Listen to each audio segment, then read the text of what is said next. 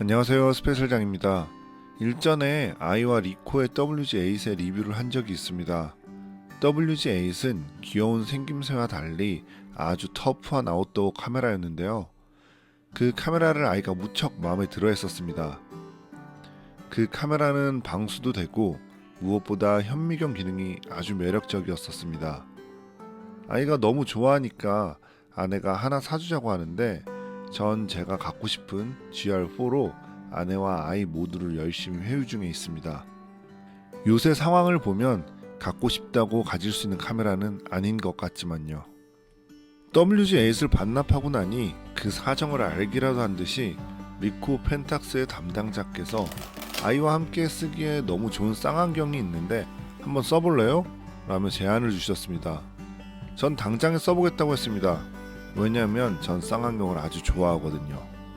오늘 소개라기보다는 모델이 되어줄 쌍안경은 펜탁스의 파필리오 2 8.5배율의 21mm 구경의 모델입니다.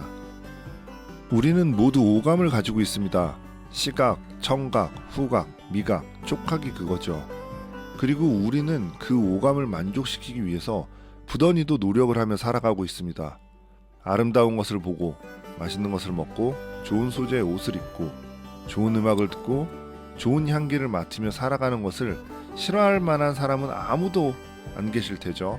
특히나 인간은 오감 가운데 평소에 시각에 대한 의존도가 가장 높다고 합니다. 그럼 우리의 눈은 소위 눈호강이라는 것을 언제 할까요? 예술품을 봤을 때? 영화를 봤을 때? 사진을 봤을 때? 아니면 이상형을 봤을 때? 어쩐지 그런 것들은 눈으로 본 것을 머리로 판단해서 아름답다고 하는 것들은 아닐까요? 과연 시각 자체, 눈 자체가 호강을 하고 있다는 것이 맞을까요? 전 왜 이런 쓸데없는 생각을 하게 됐을까요? 그건 아마 쌍안경을 보는 순간 제가 왜 그런 생각을 했는지에 대한 정답을 바로 깨닫게 되실 겁니다. 렌즈를 통해서 들어온 빛의 방대한 정보들이 안구 전체에 흩뿌려지는 기분은 그야말로 진정한 의미로 안구가 정화된다는 표현 이외에는 딱히 다른 말이 떠오르지 않습니다. 이게 우리의 오감 가운데 하나인 시각이 직접적으로 사치를 즐길 수 있는 방법이라는 생각이 들었습니다. 쌍안경을 가지고 시간을 보낸다는 것은 꽤 황홀한 경험입니다. 그렇게 쌍안경 매니아를 자처하는 만큼 저는 소위 고급 기기들을 꽤 접해봤습니다. 그래서 이 파필리오 2는 20만원대 초반의 저렴한 가격인지라 성능 자체에 큰 기대가 있었던 것은 사실 아닙니다. 게다가 개인적으로는 조금은 크더라도 대구경의 쌍안경을 선호하는 편이거든요. 그럼에도 파필리오 2가 궁금했던 이유는 쌍안경은 2m 이내에만 최소 초점거리가 들어와도 굉장히 짧다고 할 수 있습니다. 그도 그럴 것이 배율이 높은 쌍안경의 경우는 최소 초점거리가 10m가 넘는 수치도 당연한 것이거든요. 그런데 최소 초점거리 50cm란 수치는 쌍안경을 거의 간이 현미경 수준까지 사용하는 것이 가능하게 합니다. 지금도 책상에 앉아서 바로 그 눈앞의 모니터를 쌍안경으로 보고 그 모니터의 픽셀 하나하나까지 보이는 경험은 기존의 쌍안경에서는 상상하지도 못했던 신기함입니다. 박물관이나 미술관과 같은 장소에서도 쌍안경은 꽤 유용한데 거기에 동식물은 물론 곤충까지 관찰이 가능해졌네요. 그리고 두 번째로 놀란 것은 그럼에도 화질이 무척 좋다는 것입니다. 앞서 이야기한 대로 짧은 최소 초점거리가 신기해서 사용을 해보고 싶었던 것이지 성능에 대한 기대감은 사실 없었습니다. 그런데 성능이 꽤 놀라웠습니다.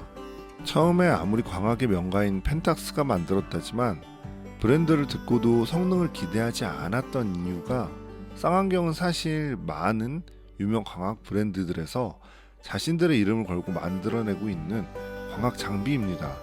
자이스와 라이카, 아니 정확하게는 라이츠는 전쟁 시절을 거쳐 지금의 민수시장까지 오랜 세월 동안 쌍안경을 경쟁해왔을 만큼 쌍안경은 의외로 광학 브랜드들의 자존심과 같은 존재입니다. 그렇다 보니 파필리오 2의 제조사가 펜탁스라도 네임밸류로 인한 기대감이 없는 것이 당연했죠. 하지만 눈에 파필리오 2를 갖다 대는 순간 단번에 그런 생각이 깨져버렸네요. 아, 역시 펜탁스다. 어떻게 이 가격에 이 성능으로 만들어냈지? 라는 생각이 바로 들었습니다. 쌍안경은 아주 직관적인 광학기기입니다. 빛의 정보가 다른 어떤 장치도 거치지 않고 바로 안구에 박혀버리기 때문에 성능의 가감이 바로 느껴지거든요. 가격을 듣고 다소 얕봤던 것과는 달리 파필리오 2는 풀 멀티 코팅의 고글줄률의 프리즘과 비구면 렌즈가 아낌없이 사용된 본격적인 스펙의 쌍안경이었습니다. 쌍안경을 볼 때 재미있는 점 가운데 하나는 초점이 맞은 부분이 마치 튀어나오듯이 입체감을 가진다는 것에 있습니다. 마치 종이 인형극과 같은 비현실적인 느낌이 현실에서 느껴진다는 것이 재미있는 부분 중에 하나인데, 그런 성향은 일직선 구조의 루프형 구조보다는 두 대물 렌즈 사이의 거리가 먼 포로형 구조에서 더 두드러집니다. 다만 파필리오 2의 경우에는 대물 렌즈가 좁아지는 형태의 역방향 포로형인데 그럼에도 입체감이 상당합니다. 하지만 그 입체감의 경우는 근거리 관측에서는 오히려 독이 되는 경우가 있는데, 파필리오 2는 가까운 곳에 초점을 맞출 때 중앙으로 대물 렌즈가 이동하는 수렴 보정 메커니즘이 적용되어 있습니다. 가까운 곳을 볼 때는 입체감을 다소 완화시켜서 이미지를 부드럽게 만들고, 먼 곳을 볼 때는 입체감으로 다이나믹한 이미지를 볼 수 있게 설계되었다는 것이 꽤 놀랍습니다. 벌써 놀랐다는 이야기를 몇 번이나 했는데 이게 그냥 하는 말이 아니라 쌍안경이라는 물건에 꽤 익숙하다라고 생각했었는데, 이 작은 쌍안경을 살펴보면 볼수록 저의 짧은 지식으로 갖고 있던 선입견들이 드러나는 것 같아서 조금은 창피해지고 놀랐다는 말이 계속 튀어나오네요. 쌍안경을 관측이나 경계, 관찰과 같은 용도로 필수로 사용하는 업종에서 종사하고 계신 분들이 꽤 계실 겁니다. 꼭 그런 용도가 아니더라도 취미의 용도로 하나쯤 보유하고 있어도 의외로 활용도가 많은 것이 쌍안경입니다. 쌍안경은 별을 보는데 가장 합리적이고 편리한 도구이기도 합니다. 별을 보기 위해선 천체 망원경이 필요하다고 생각할 수 있겠지만, 어느 한 지점이나 행성 등을 관찰하려면 천체 망원경이 유리하지만 밤하늘에서 수많은 별들을 보기 위해선 쌍안경이 편리하고 적합합니다. 단순 계산을 해보면 8.5배율의 21mm의 구경을 가진 이 파필리오 2 모델은 눈으로 보는 것보다 약 50배까지 별의 개수를 더 많이 볼 수 있습니다. 앞서 이야기했듯이 전 어떤 용도에 의해서 쌍안경을 사용하는 것이 아닙니다. 콘서트와 스포츠를 자주 보는 것도 아니에요. 그럼에도 쌍안경을 좋아하는 것은 재미있고 신기하다는 그 이유 하나 때문입니다. 이 파필리오 2는 꽤 훌륭한 가성비를 가진 쌍안경입니다.